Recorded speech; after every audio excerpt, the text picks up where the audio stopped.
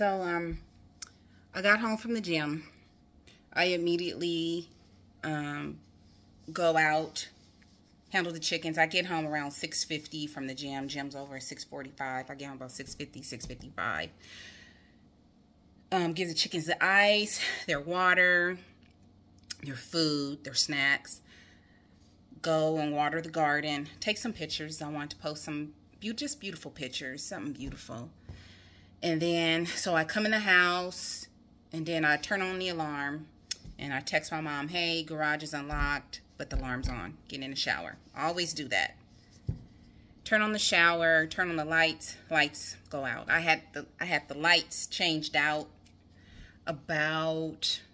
just about 2 years ago. There's a warranty on them.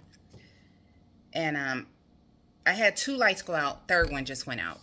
So I had called this electrician a couple of times. Like I texted him, then I called him. I didn't hear back.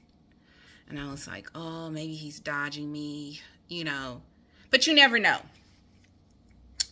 So when the third light went out, I said, let me just try to call him. Because I couldn't even remember the name of the company. I have receipts, but my office is a mess. So I called and he picked up. He picked up on the second or third ring. And I said, hi, how are you? This is Precious Carter. He's like, oh, how are you? And he said, I did get your message. And he said, I apologize. And I'm so happy that when he answered, I wasn't rude. I'm like, hi, how are you? Do you remember me? He goes, yes, I remember you and your mom. You know, you never know what somebody's going through. This man lost a child. His child died. He has a couple of kids. I think he's Filipino or Asian. Nice, humble man. That just breaks my heart. And I'm happy when he answered. I wasn't rude. Like, why you dodging my calls? Why you doing this?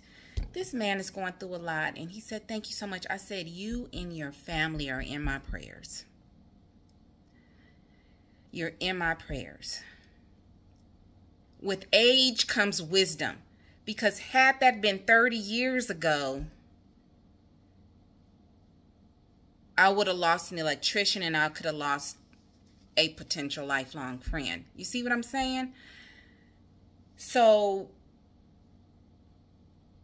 sometimes put yourself in the other person's shoes. And I told him, you know, I said, honestly, I thought maybe you were just out of town. A lot of people go on vacation out of town for the summer. He goes, no. He said, my daughter had been sick for a few months and we had been back and forth at the hospital, just going through it. And she finally passed away. And I said, oh my God. My God. Your child is not supposed to die before you. I don't have any kids, but I have people I consider cousins and actual cousins that have died. I've had 3 aunts that had lost their child, that have lost their child. And I couldn't imagine the trauma that they're going through. And that just, oh, trying not to cry. That just got to my heart. That pulled my heartstrings.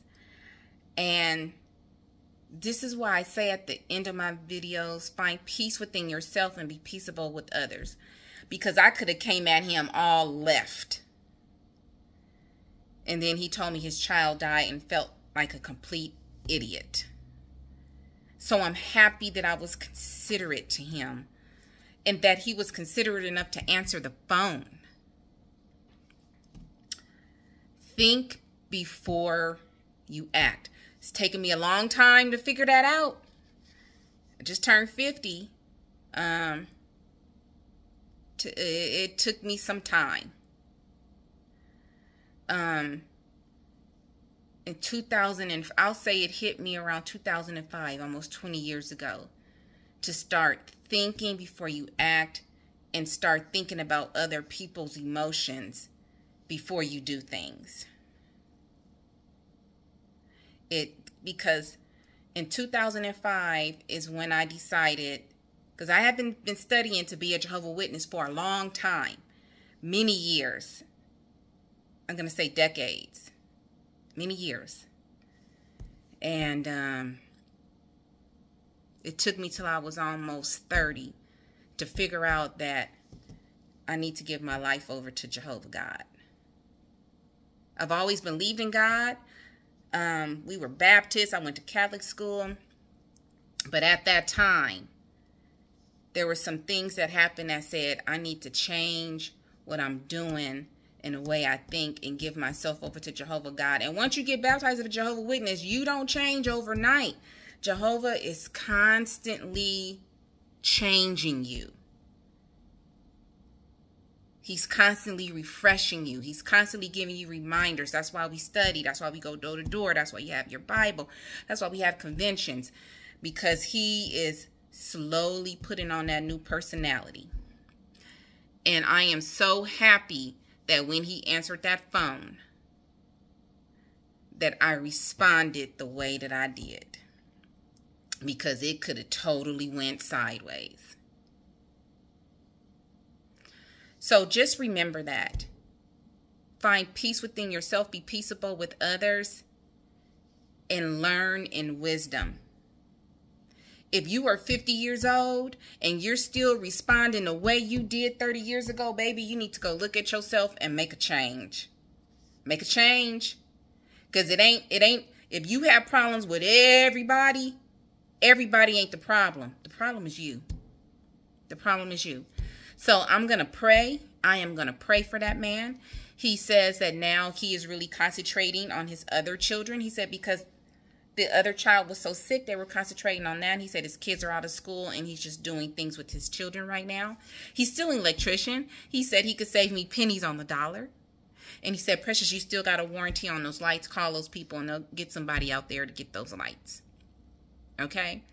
So I know it was a sad message, but I hope some words of wisdom and positivity come out of what I just stated.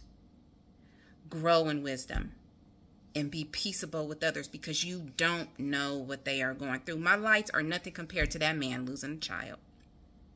Okay, so find peace within yourself and be peaceable with all those around you. I love you all. Have a restful day. Bye, everybody.